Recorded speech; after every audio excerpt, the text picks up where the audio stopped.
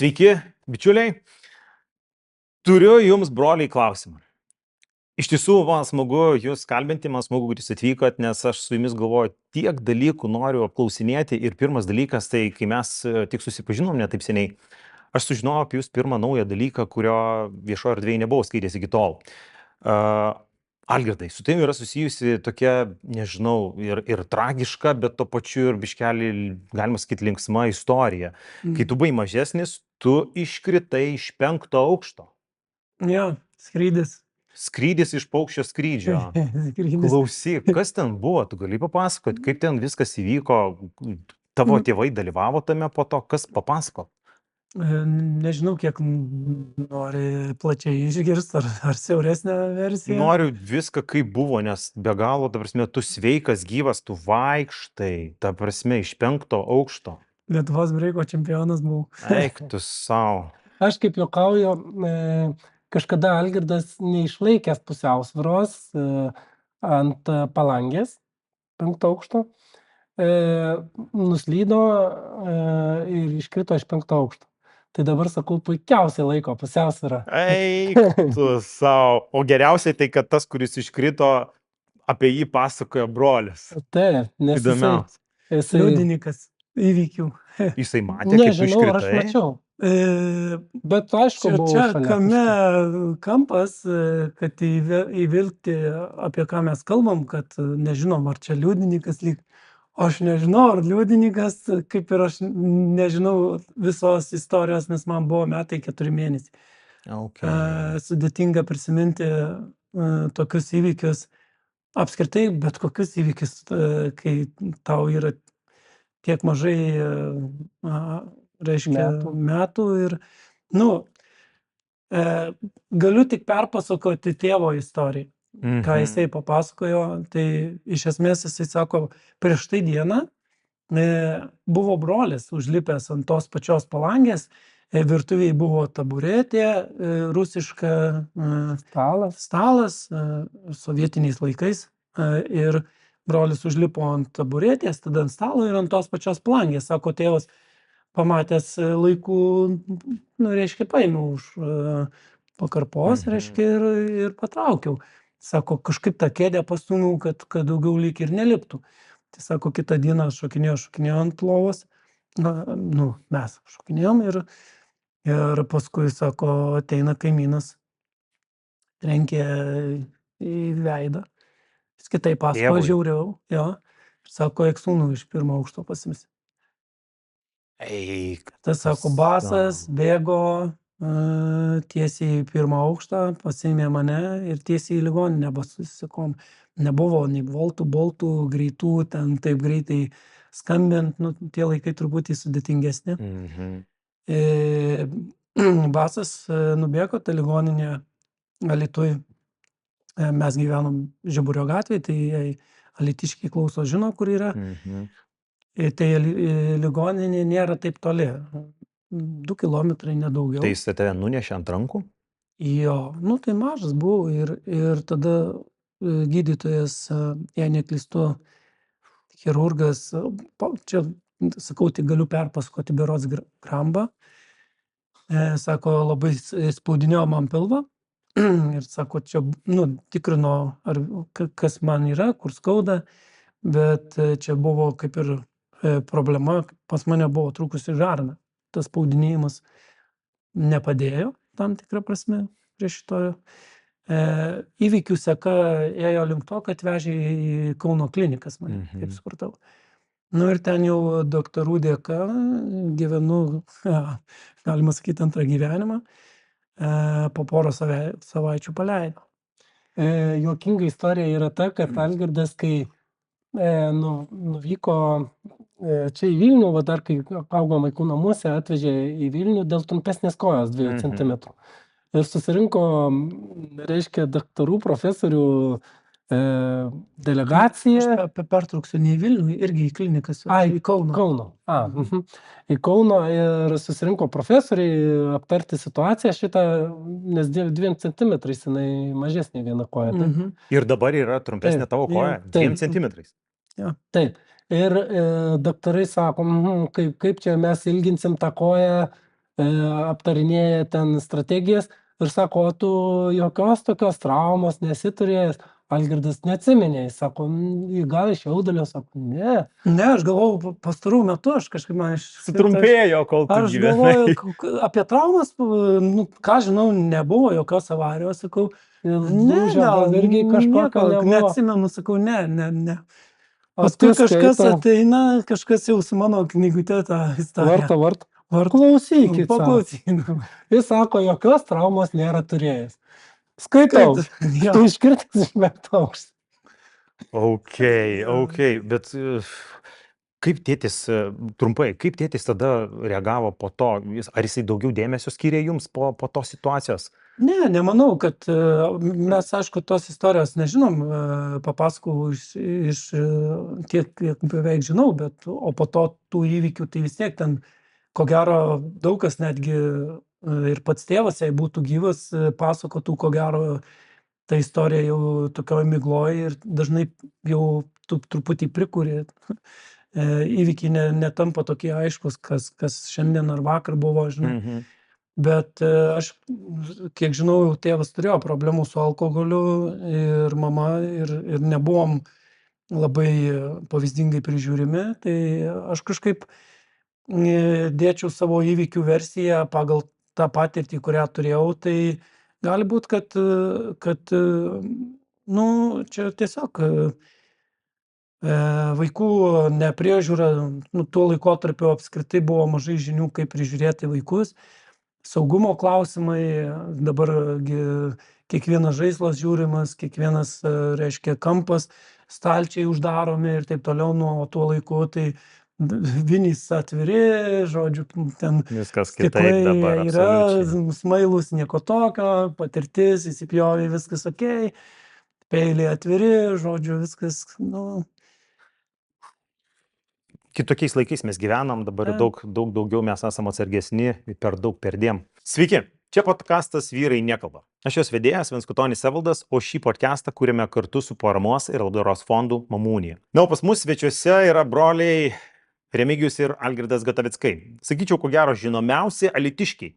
Nuo vaikų namų iki mokslo ir meno aukštumų. Valstybiniai apdovanojimai, Alytaus miesto ženklo sukūrimas ir prezidentės Dalios Grybauskaitės portreto nutapimas. Taip aš galėčiau apibūdinti šiuos du fainus vyrus. Tai sveiki, Algirdai, labas, Remigijau. Sveikas. Labai gražiai pasisveikinai. Aš žinau, ką jis pasakys, galiu bandyti svėt. Na, kad pirmą pasakė Remigijus. Ai, dėl to, kad čia kuris pirmesnis? Taip, Algirdas pirmas gimė, jis turi A raidę ir kažkaip abėcėliai visur pirmą. Algirdas Remigijus Gatavickai, o tu pasakai Remigijus ir Algirdas. Tau tas patiko labai. Man patiko tas patiko. Kai tu pasisveikinai sveiki ir Mamų unijos fone, tai man atrodo prasmingas pasisveikinimas yra sveiki. Ok, ačiū labai. Norime atkreipti jūsų visų dėmesį, kad Lietuvos gyventojai deklaruodami savo pajamas jau gali skirti 1,2% savo GPM fondui Mamų unija, kuris globoja vėžiu sergančius vaikus ir jų šeimas. Instrukciją, kaip tai padaryti, rasite svetainėje mamuunija.lt. Dėkojame jums visų vėžiu sergančių vaikų vardu. Tiek daug klausimų, žinokit, turiu ir aš neįsivaizduoju, kaip aš juos jums užduosiu, bet norėčiau pradėti pratęsti nuo Remigijaus.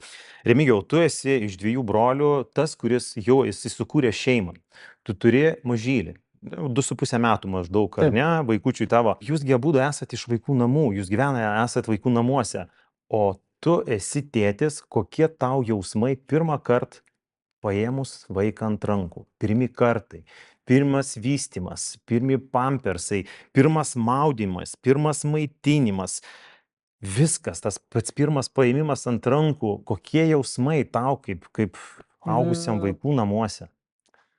Aš labai daug galvojau apie tai prieš vaiko gimimą ir labai bijojau, iš tikrųjų, kad aš gal netinkamai rūpinsiuos, neturėsiu įgūdžių tokių, nes neturėjau pavyzdžio tinkamo, sakykime, ir panašiai.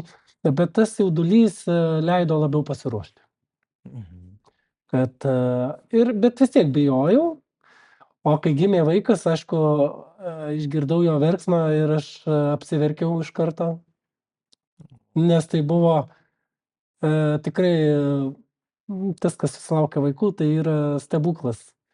Kaip sako, pats brangiausias meno kūrinys, kurį aš turėsiu. Ir kai aš jį paėmiau, aš jį bijojau paimti realiai, nes jis atrodė toks mažytis ir toks trapus. Sako, nebijok. Paėmiau, žiūriu jį ir jis labai buvo panašus į mane. Iš karto Jo, iš pastebėjai? karto. Ir pasakė, reiškia, kušerės ir visi kiti iš karto pasakė, grynas tėtis. Tai ir aš pasižiūrėjau, jam buvo ant lūpos toks mažas pugelis. Bet jis toks ramus buvo, taip mirksėjo, toks juodas tos akytės tokios, tamsios tokios, dažnai tokios į mėlynumą, bet vis tiek jos tokios tamsios pakankamai, aš jau mačiau, kad jos bus rudos. Mama sako, ne, kur tau rudos? Sakau, rudos tikrai. Jos ir yra rudos.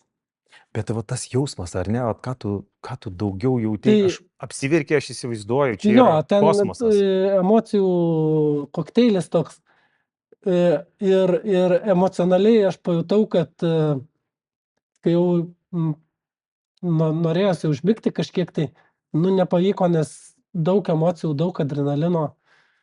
Ir atsimenu, kad labai pavargau nuo tų emocijų.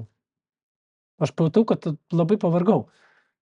Nieko nedarydamas, atrodo. Nieko nedarydamas, aš labai emocionaliai pavargau. Tai vargina šitie dalykai, vis Ir- tiek yra daug. Ir pirmą kartą parodė, kaip reikia vystyti, kaip reikia laikyti, kaip plaunant užpakaliuką reikia laikyti, kaip jį nešioti ir panašiai. O man jis toks trapus, aš labai bijojau ten varto, tos akušerės ten rodo, kaip žongliruoja tuo vaiku, žinai. Tai aš pirmą kartą, kai keičiau pampersą, tiesiog visas išprakaitavau. Taip, sunku buvo, viskas atrodė. Kaip šieną varytum. Jo, jau geriau atrodo visą Fiziškai dieną. dirbti atrodo. Kastų padirbėčiau, žinai. Aš taip įsivaizduoju. Vaikas, brolis per 2 metrus, visas prakaituoja jau. Ne, žinai, tos... Dar net nedėjėjo, o jau Jo, visas žliaugia. čia kažką jau Tik darai. tai startą, žinai, dar. Patalpoj Čia kažką- 18. Čia, žinai, kažką darai, jau tik nusisukė, sakau, niekada vaiko nepalik. O, taip, žinai, toks visas pasimetęs. Bet paskiau, Apie jausmus.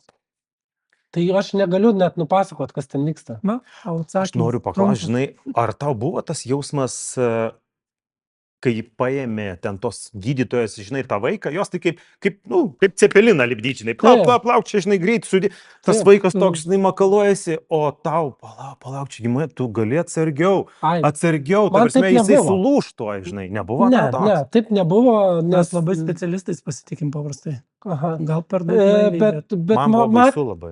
man tai matėsi, kad labai profesionaliai viską daro. Kaip suvysto, kaip į tą kokoniuką greitai sulankstė. Tu prasme, aš tiesiog kaip tik žavėjausi. O sakykit, kas jums yra sunkiau? Menas? Tau labiau gal? Ar tėvystė, tas vaiko prižiūrėjimas? Kas yra sunkiau? Nesulyginami dalykai čia yra. Nu, vaikas, tu sakei, kad tai yra kaip didžiausias meno kūrinys. Taip, čia- Ir visgi. Pasižiūrėjęs į meno bet kokį kūrinį, tu taip nesujautrėsi gyvenime. Kai tu turi savo vaiką, tu ne tik jautriai žiūri į savo vaiką, bet tu apskritai sujautrėjai visame gyvenime. Labai stipriai pradedi aš anksčiau, pavyzdžiui, žiūrėdavau filmus ir jeigu ten su vaikais kažką patarydavo, supranti, kad filmas. O dabar jau žiūriu ir ašara, jau čia kažkas bėga, nes kitaip tu žiūri. Jau labiau eina nervas. Tai Ar tu sakote, pasidarai sentimentalesnis dabar? Nežinau, ar kaip čia įvardinti. Jautresnis? Jautresnis vaikams. Ir ne Konkrečiai, tik vaikam, bet ir Bet ir jo, apskritai greičiausiai, taip. filmus, kai žiūri, trykšta Taip, ašarą, o po to taip. galvoju, Remigiau, kas čia yra. Noriu paklausti tokį biškį flashbacką į tą pačią temą apie jūsų vaikų namus. Be galo jautri tema ir man pačiam netelpa galvoj mintis apie vaikų namus. Ką jaučia vaikai gyvenantis vaikų namuose? Koks ten yra išbuvimas, išlikimas, koks jausmas? Kiek laiko jūs buvote tenais? Daug metų, aš tai net Kiek maždaug? neskaičiuoju. Nuo 94. 10 metų bus? Ketvirtų tikrai? Nuo 90, sako, nuo 94. Ai, 10, tu nejuokauk daugiau. Ne. Mes ten, mūsų tapkės tikrai dar ten mūsų laukė, mes dar grįždom kokie 20 metų. 20 metų jūs buvote vaikų namuose. Mhm. Netgi kaip paaugliai buvote, jūs tenais Mes buvote. studijavom, grįždavom vasarom. Nes šiaip iki 18 ir po to paleidžia, kiek aš žinau. Jo, Iki 18, bet gali gyventi iš tikrųjų iki kokio 25 metų, jeigu negali, nemanau. ne, Ne. išskirtinė tam. Ten, yra programos tam tikros, kur jeigu sunkiau kažkaip adaptuojasi aplinkoje, padeda integruotis gyvenime, tai yra tokios programos. Ir kai kurie vaikai išeidami iš globos namų būna, grįžta ne visai į tą pačią gal erdvę, bet panašiai. Tai Ar jūs po to įvykio, atsiprašau, pertraukiau, jūs po to įvykio, kai iškritot, gal plius minus iš karto ir buvot paimti vaikų namus? Ne. Mes 85 gimimo, o papuolėm 94, man atrodo. Tai 94. 9 metų. Jo, kažkas panašaus. Ir buvote iki kelių metų. Kiek buvo metų, kai jūs išėjot iš tenais? toks sudėtingas klausimas. Nes- Nebuvo dienos, kur čekšt ir nukirpom. Tai Taip. vat, Vis tiek, kiek, sudėtinga. 20, palauk, jeigu 9 atėjo, tai Mes 20. Ne, ten mes gyvenom- 20 neišėjom, Mes gyvenom iki magistro. O paskiau brolis įstojo į doktorantūrą ir atliko tyrimą vaikų namuose ir toliau ten, meno gyveno. projektą atlikau. Tai dar ir doktorantūrą baigiau. Tai galima sakyti, negali sakyti, kad gyvenom, bet mes grįždavom savaitgaliais, švenčių dienom. Kai projektą dariau, tai gyvenau svečių kambarį. Ir Jūs ten gaunasi- viešėdavot, gaunasi, kad Jo, toks kaip apsistodavo. svečias. Ir, kai Tai tu taip ir klausi, gaunas. kada mes išėjom, ten mūsų namai, tai nežinau, kada mes ten išėjom. Tada, kai turbūt tą pastatą pakeitė, tas pastatas pakeitė funkciją.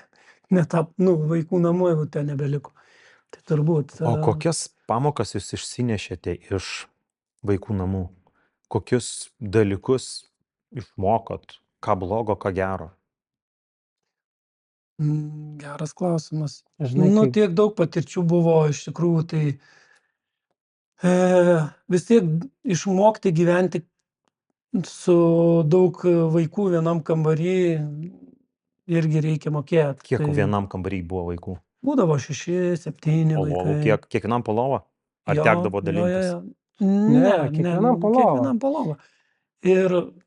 Bet grupiai būdavo 16 vaikų, kartais 17. Tai grupėje tai būdavo tokia, kur laiptinė, atskiros durys, tai tokie kaip buteliai, bet jie nerakinamos, visur yra gana adaros durys.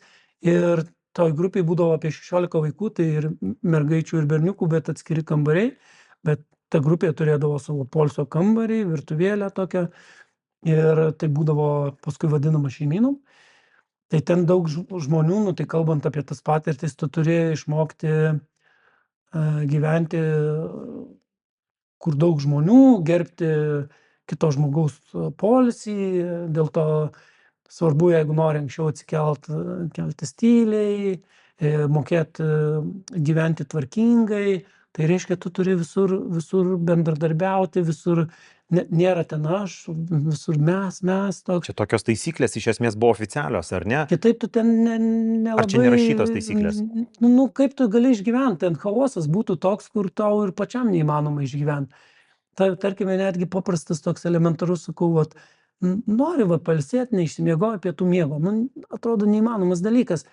Bet jeigu turi gerą grupę, gerus grupiokus, suprantančius, nes ir jiem kažkada reikia pietų miego, kai kartais blogai jaučiasi ir reikia pagulėti ir panašiai, tai tada tu supranti, man irgi būna reikia pagulėti, žmogus atsigulė, tu stengiasi tyliai. Nu ir įsivaizduok, plius minus 16 vaikų stengiasi tyliai, žinai, dėl vieno.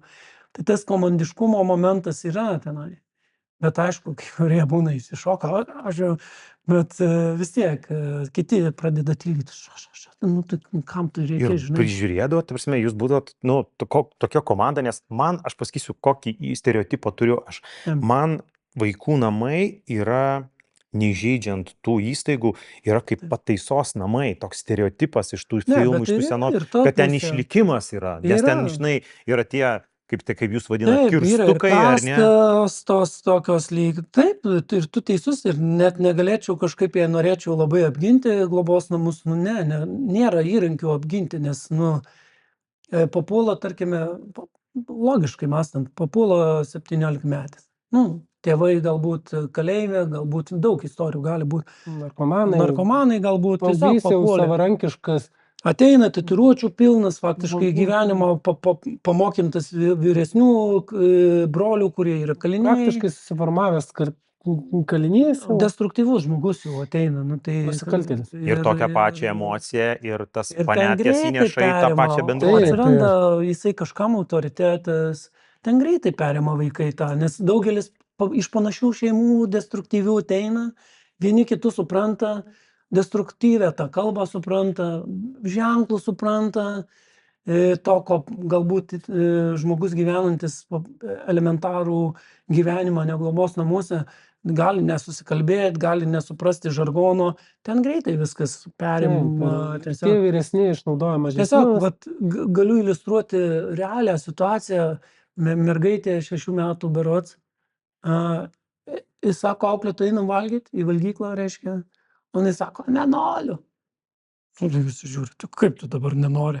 Aišku, perima tą, kad tipo, kiti sakė, nenoriu valgyti. Jis net nežino, kas bus duodama, bet jau jinai nemėgsto. Bet jai sako, nu tai einam, nu tai kaip tu dabar? O jinai, tai va, tai kaip kalėjime. Iš kur jinai tokį perėmė? Okay. Va, tai kaip kalėjime. Ar jums buvo lengviau, nes jūs buvo dviese? Nes jeigu tu ateini vienas, tu nesi labai autoritetingas, nesi labai stiprus arba pajėgus, ar ne? Tiem vaikam ar yra daug sunkiau išlikti? Nes tai yra išbuvimas, turi turėti savo poziciją, užsimti savo autoritetą kažkokį. Taip, mums vienybė labai stipriai padėjo, o buvo vaikų, kur neturėjo tos vienybės ir sukosi labai įvairiais būdais ir tokiais, kur ir šeimoje kažkokių išmoksta. Tai sakau, net būdavo iki tokių lygių. Vaikas irgi gal antrokas, bet jis tokias jau mokėjo dalykus daryti, nes jis taip norėjo išlikti tam tikrą prasme. Tai ką turiu omeny, tarkime, kažkur nusibaudžia, jis labai jau mokėdavo save apginti, bėgdavo ten laukais ar ten budėti reikdavo, dramą sukurdavo vietoj, jeigu eina globos namų teritorijoje, galima sakyti, ten laisva erdvė, nebuvo tvorų, eidavo svečiai, žmonės paprastai, tai išbėga į tą žmogų, mane muša. Ir kitas vaikas ten, nesuprantau, o jau žmogus, aha, tai tu įmuši dar auklėtos. Čia manipuliacija tokia būdavo? Visiškai. Netgi jeigu nieko nevykdavo? Jo, ten išeina auklėta, nes toks vaikas, jeigu bėga ten, taigi gatvė, automobiliai, iš paskos bėga. Auklėto bėga, vaikai irgi, kur tu čia? Mane muta. Ir ko jūs su tų vaikų darot? Žinai, iškart skandalas vaiką čia. O tu matai, kaip jautrios istorijos, ten atiminėjimai vaikų visokie, sąmokslo teorijų apauga. Ir ko jūs su tų vaikų daro? Aš paskambisiu čia policijai, jums čia bus ir... O tas ten į ašaras, ten muta. Bet čia aš suprantu, yra kai kurių vaikų būdas, gebėjimas išlikti. Kiekvienas prisitaiko skirtingai. Jeigu tu turi raumenis. Ir tokiais būdais, jam ar budėjimas, ar kažkoks, kur, ten būdavo tam tikra tvarka, Jis nenori, jis žino, kaip tą padaryti, arba jeigu vaikas mato, kad nesutarė su kuo, jis va taip manipuliuodavo. Jisai, tai visi nežinau, ką daryti, ta prasme, nei prie jo bėgti, nei, bet kartu nieko negali daryti, į gatvę išbėgs, dar kažkur iš teritorijos išbėgs. Nu, tu nežinai, nes tų pabėgimų iš globos namų, tokių ir mažesnių vaikų, ir vyresnių vaikų, ten nuolatinis dalykas, žinai. Tai ten, sakau, visokio, o mes tai buvom dviese, mes tada kitaip turėjom strategijas. Kiti vaikai dar kitaip, merginos, mergaitės, kai kurios per kitus dalykus save kažkaip... O kaip mergaitės apgindavo berniukai, tai žinai, jum yra paprasta, jūs dviese broliai. Eini prie brolio, irgi, mes dviese. kad mergaitė, silpnesnė lytis ir panašiai, tokios labiau aukos irgi vaidmenį imdavo. Tai įvairių tų stipresnės, tai ten kai kurios ir įnosai duodavo. Bet tai kaip mergaitė, kaip jinai gali užsimti savo gynybinę poziciją, savo išbūti, savo tą būvį išlaikyti? Šiaip mergaitės su berniukais, taip kad berniukai muštų mergaitės, nebūdavo. Jie jau irgi turėdavo tam tikrą kaip moralę. Žinai. Bet tarpusai mergaitės tai tikrai mušdavosi, plaukus pešiodavo. Ne, bet ir mergaitės ir vaikinus pakapodavo. Bet ir mergaitės vaikinus nežinodavo, kad vaikinai nedrįs muš. Ten istorijų įvairių, aišku, gal ir būdavo tų tokių išskirtinių kažkokių, kažkas ten įspyrė. Aš net esu įspyręs mergaitai. Įspyrė mergaitai? Įspyriau mergaitai į veidą. Iš ko jokės. Čia tikriausiai netyčia, sakai, kad netyčia. Reikia nesusivaldžiau, reklamą peržiūrom. Blooperis, wow. Bet teisybės dėliai taip. Bet atvirai. Taip, kas ten buvo kiviršas? Palauk, man atrodo, aš atsimenu, ar nebuvo... Ir tu davei? Ne, man atrodo, aš tą įvykį atsimenu ne mokykloje. Mokykloje. O čia nebuvo, galvoju, gal čia sapnas. Atsimenu mokykloje. Ir dar, žinau, kam. Ir ta mergaitė dabar mergina jau gyvena Prancūzijoje, ne? Rūtai. Ai, Rūtai. Ta mergaitė. Nu, va, kaip skirtingai. Bet čia, žinokit, čia blogas dalykas. Mergaičios nesididžiuoju. Ir daug tuo metu augdami vaikų namuose.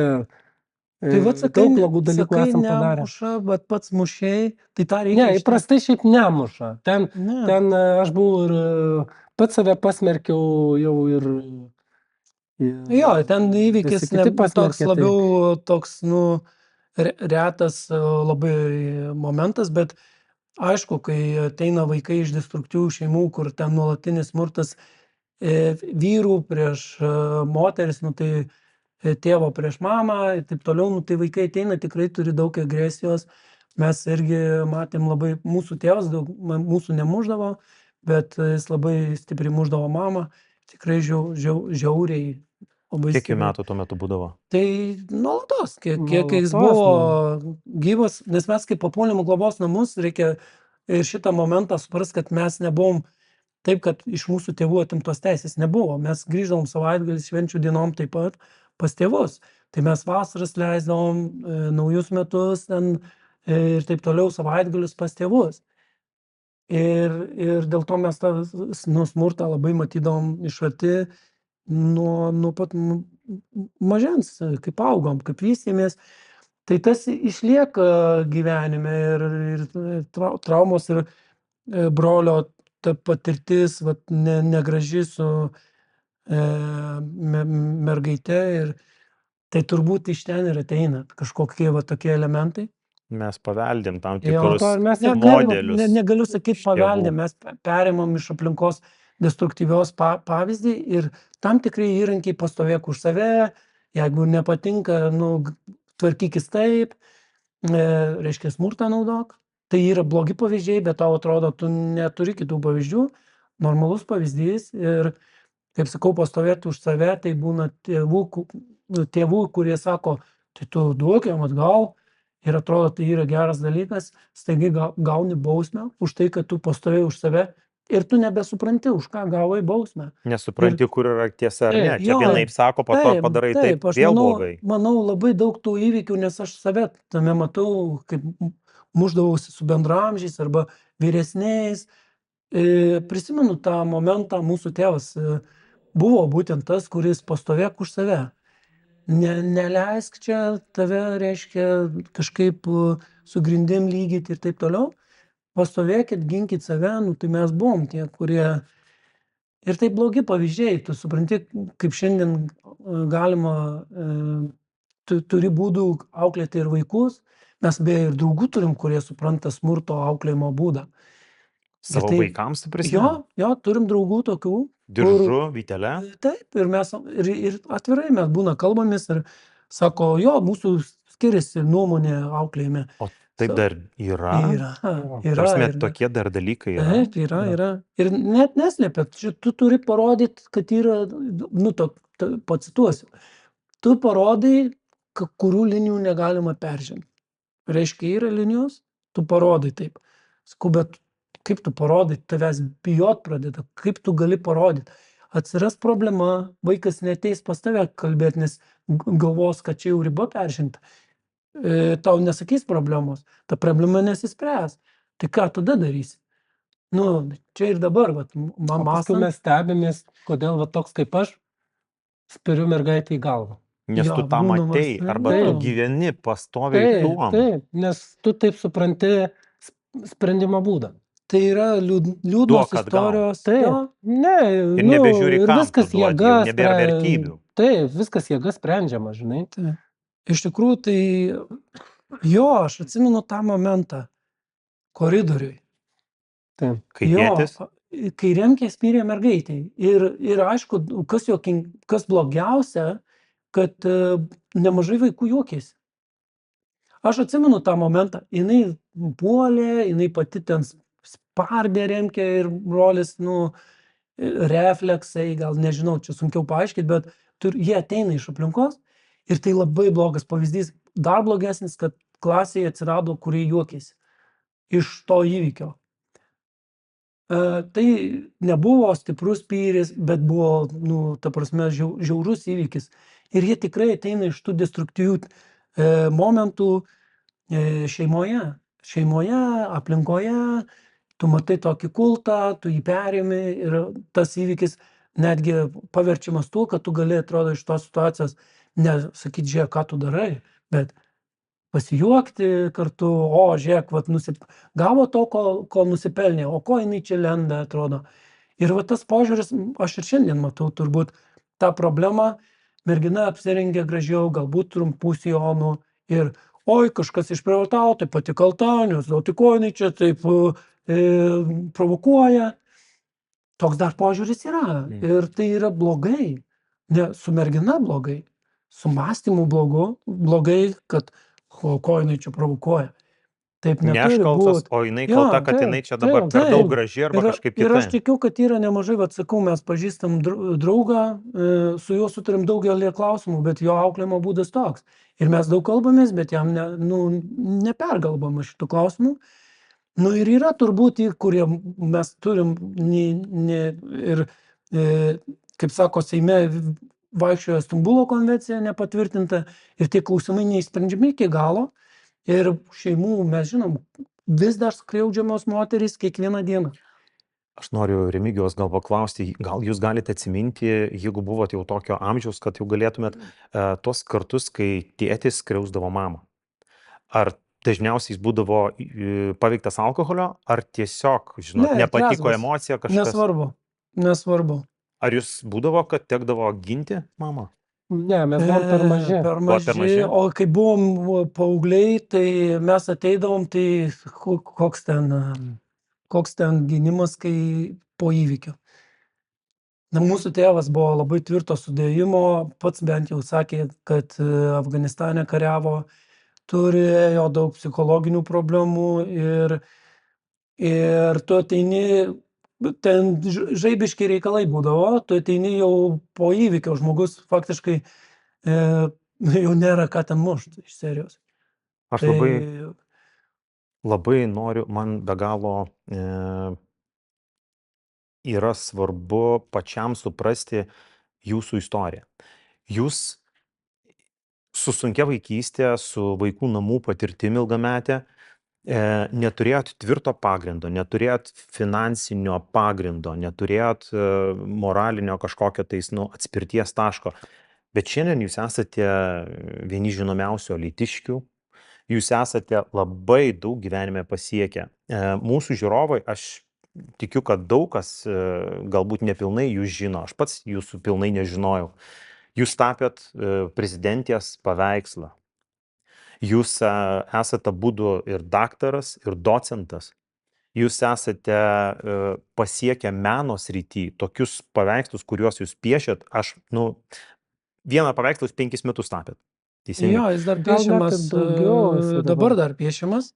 Ir aš ką norėjau pabaigti, tai kaip jūsų tas gyvenimas nuo, vadinkim, tikrai tokio nulinio pagrindo, jūs atsistojate labai daug pasiekėt. Kaip? Su tom vertybėm, kurias turėjot vaikystėje, kaip jūs Aš pakilot? kaip sakau, mūsų augino tokia Kazimiera Skripkiūnienė, auklėtoja. Mhm. Ir dar kelios auklėtos ir pavaduotoja, kurie irgi buvo kaip auklėtoja. Čia globos namų. Ir aš kaip sakau, ta auklėta Kazimiera Skripkiūnienė matyt pražilo per mus, nes jinai tikrai atidavė daug savo sveikatos. Nes jinai didžiausią juodą darbą atliko, mokydama, kaip gyventi mums. Ir kitos auklėtos, kaip Laimutė Lubauskienė arba, sakykime, Jūratė Žvaliauskienė pavaduotoja, jos ir savo pavyzdžių labai neįsivaizduoju, ant kiek jos esą kantrios ir ant kiek joms skirta greičiausiai, jos atrado savo, nežinau, joms gal patiko tas darbas, aš nežinau, bet jos tikrai nenudirbdavo tik tai darbo. Jom rūpėjo. Nuoširdžiai. Taip, jom rūpėjo vaikai ir turėjo priėjimą. Ir jos užsitarnaudavo vaikų pagarbą savo veiksmais.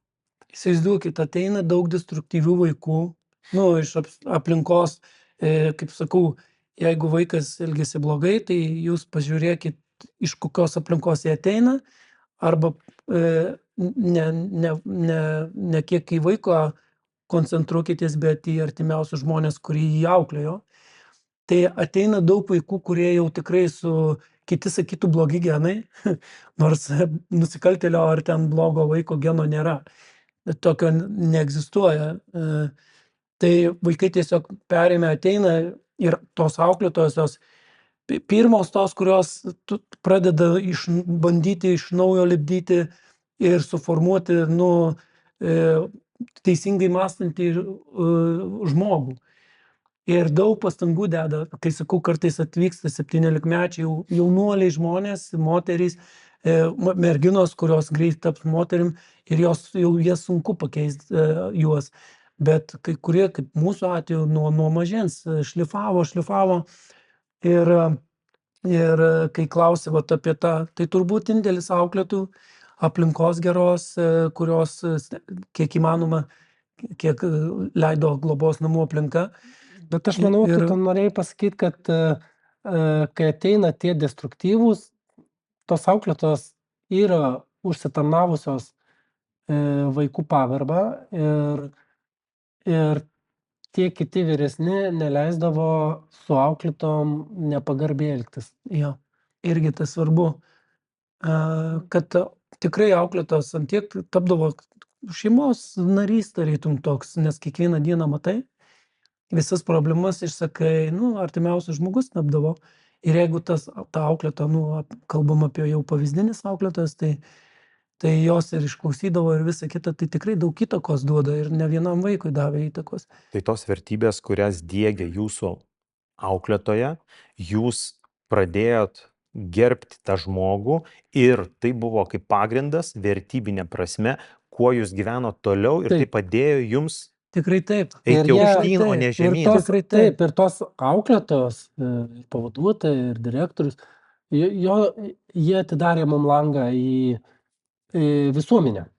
Nes šiaip paprastai vaikų namai, dėl ko mes vadinam stovyklom, nes iš esmės uždarytos ir su tokio su visuomenė integralumo nelabai yra. Tai jos mums atidarė langus, tai reiškia, mes pradėjom eiti į dailės mokyklą, į kitus visokius būrelius ir Mieste. buvo pasitikėjimas, kad mes Ir breiką nieko pradėjom blogo tada nepadarysim, šokti ir pasitikėdavo. neprisidirbsim, neapvoksim, dar Jo, ir kažką. koncertuodavom labai dažnai kituose miestuose ir futbolo sporto mokykloje žaidėm. Tuo metu 85 kartos mes esam, tai Ir kaip už mes miestą. vadinam, tai yra vakcinos nuo destruktyvių aplinkų.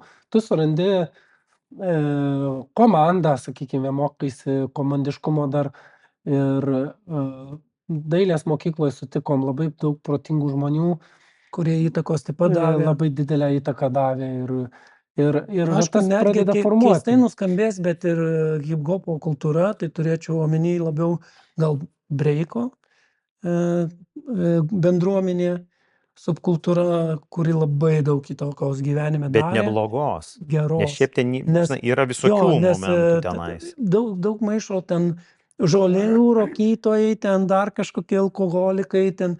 Tai daug kas maišo su žmonėm, kurie nėra, žmonės visoje srityje yra visokių žmonių, kurie nuėjo į kairės, į dešinės, bet, breikas tai yra sporto dalis ir šiandien mes turim, šiais metais bus olimpinė Paryžiui šaka, mes turim puikią atletę, galiu pasakyti, tas žodis Kandidatė atletė, gauti medalį, tikrai. sunkiai verčiasi man kaip breikeriui, bet taip, atletė, nes mes tai daugiau ne tik sporto laikom breiką, bet pavadinsiu atletę Niką, su mama tandemas puikus ir breikas, sportas, nesuderinamas su jokiais rūkalais, mes galim žiūrėti tikrai turim pavyzdį Niką, tai pažiūrėkite ją ir viskas tos vertybės matosi. Rimtas sportas, be jokių ten alkoholių, be jokių rūkimų, rimtos vertybės, kaip bet kuris sportas, fektavimasis, penkiakovės visos plaukimai, kas tik nori. Taip, mes, pavyzdžiui, šuoliai. komandoj, pas mus gal tik vienas rūkydavo. Jo, Iš visos komandos. iš Taip. visos komandos. Pas mus Vienas 11 rūkydavo, buvo paprastas žmonių, vienas rūkė, bet jis jau pradėjo ten, ne dar gal kaip breiką nepradėjęs buvo šokti. Taip, Ir tai viskas tu ir pasakyta. rimtos varžybos, rimti dalykai, sportas. Ir ta komanda, kurią mes irgi breiko gal susibūrė, tai irgi didelę įtaką darė mūsų gyvenime. Jo, šiandien su ta pačia komanda dizainą Išlikti. kuriam. Taip. Aš turiu dabar tokį biškelį visai kitokį klausimą apie, vyriškumas. Manau, kad kiekvienas skirtingai suvokiama vyriškumą, ar ne? Koks vyriškumas buvo anksčiau, duok įsnukį, ar ne? Koks vyriškumas yra dabar, toks laviruojamas, aptakus arba lankstus. Kas jums yra vyriškumas? Jums. Tau kaip tėčiui, tau dar neturinčiam šeimos, bet vis tiek vertybių skalės jūsų yra, manau, panašios. Kas jums yra vyriškumas šiandien? Čia kaip labai geras klausimas, net nežinau kaip atsakyti. Bet aš taip Tiesiai. nueičiau į tą, kad vyriškumas, tikro vyro savybė, ne užgožti moterį einant į priekį su krūtine reiškia iškelta, bet daugiau ieškoti susikalbėjimo, bendravimo, kaip pagarbos, būti džentelmenu, bet arba padaryti taip, kad šalia tavęs jaustųsi, pavyzdžiui, mergina gerai, ar ne? Tai man tai yra gana vyriška. Ne taip, kad tu ją užgoži, bet lygybės klausimai, tu jos nepasakai, kad žiūrėk, tu sėdėk, aš dabar sutvarkysiu už tave reikalus, nesvarbu, kokie tai bebūtų reikalai.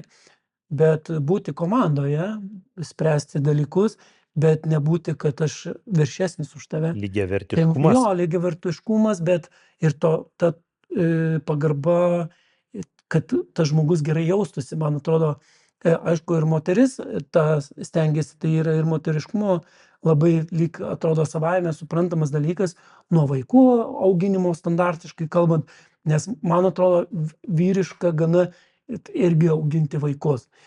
Tai man vyriškumas tas, kur tu labai prisidedi prie to, kad jaustųsi šalia tavęs gerai žmogus.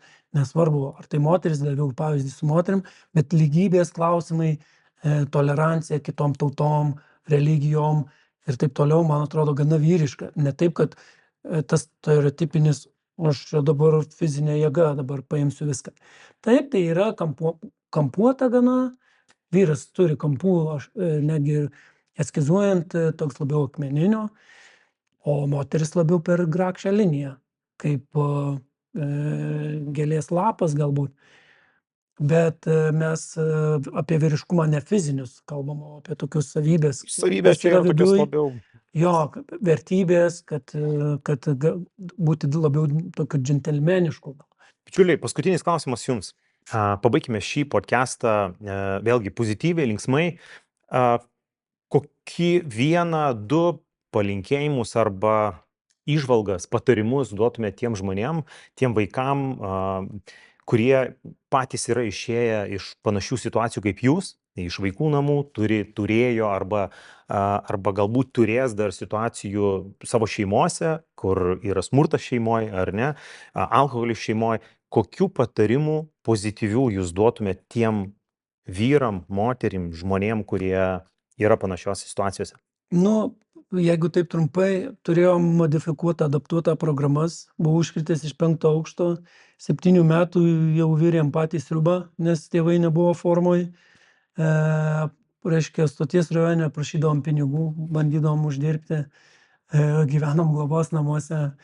Adaptuotos, modifikuotos programos dingo 8 klasiai, baigėm 12 klasę, baigėm bakalaurą, magistrą. Esu doktorantas. Daktaras. Daktaro laipsnį, buvau Lietuvos breiko čempionas ir brolis docentas. Buvai breiko čempionas? Aš Baltijos šalyse 3 buvau. Nice. Brolis taip pat čempionas, ta pati istorija išskyrus, kad neiškritęs iš 5 aukšto ir nėra mokslo daktaras, bet docentas, bet iš esmės ir tie apdovanojimai, tai viskas mūsų rankose. Labai svarbu atkreipti dėmesį į aplinką, kurioje formuoja tavo elgesį. Jeigu blogai elgesi, žiūrėk, kas tave, reiškia, įtakojo. Jeigu nori keisti, keisk aplinką, tai reiškia keisk draugus ir nebūk toje aplinkoje, kuri tave neigiamai veikia. Kuri Taip, iš tempia esmės, žemyn. taip, iš esmės žmonės svajoja. Tai ir pildyk savo svajonės. Taip. Reiškia, eik tenais, su kuriais tu nori bendrauti. Taip. Ir kuo tu nori būti. Eik tenais. Nes jeigu nori būti ledo ritulio žaidėjas, bendrauk su ledo ritulio žaidėjais arba tie, kurie myli tą sportą. Automatiškai atsiranda keliai. Atsiranda bendravimas. Nes, kaip sako... Ir galimybės su tuo pačiu. Taip. Broliai, aš toks laimingas esu šiandien. Aš toks laimingas, kad jūs atvykot, nes tiek minčių, tiek tokių teisingų pamastymų davėte, manau, kiekvienam iš mūsų žiūrovų, nes jūsų patirtis yra ne iš teorijos, ne iš knygų. Nelyginant tai, kad jūs esate doktorantas ir docentas, esate be galo išsilavinę žmonės, bet jūs esate praktikai. Ir jūs perėję daug dalykų patys ir tai matosi jūsų gyvenimo istorijose ir tame, ką jūs pasakojate. Kaip kiti rašo komentaruose, matosi ant veidų. Ne. Gyvenimo matė. Pavardė Gataveckas. Nu tai Gatavas. Noriu jums padėkoti, duok 5. Ačiū tau labai. Ačiū tau, Remigijau, Algirdai, tikrai nuoširdžiai labai džiaugiuosi šito podcasto, ačiū, kad buvot. Na, o mes šiandien vėl pralaužėme tylą, sulaužėme stereotipus, kad vyrai nešneka. Šneka tie vyrai, tik reikia gebėti jiems užduoti teisingus klausimus. Na, o šiandien, sakyčiau, atradome vyriškumą iš naujo ir sekite mūsų laidas, sekite toliau mūsų podcastą, remkite mūsų podcastą paprastų dalykų. Palaikinkite mūsų video. Pasirašykite, paspauskite mygtuką subscribe ir parašykite bent vieną kokią širdelę, uždėkite komentarų skiltyje. Taip jūs padėsite mums augti, o augdami mes daugiau galėsime duoti jums pašnekovų, daugiau gvildenti vyrų istorijų ir daugiau suteikti vertės tiem, kurie seka mūsų podcastą. Ačiū Jums labai, kad esate, ačiū Jums, kad žiūrite ir palaikote mūsų podcastą Vyrai nekalba. Mes kalbėsime ir toliau. Ačiū ir iki kitų susitikimų. Viso geriausio, iki.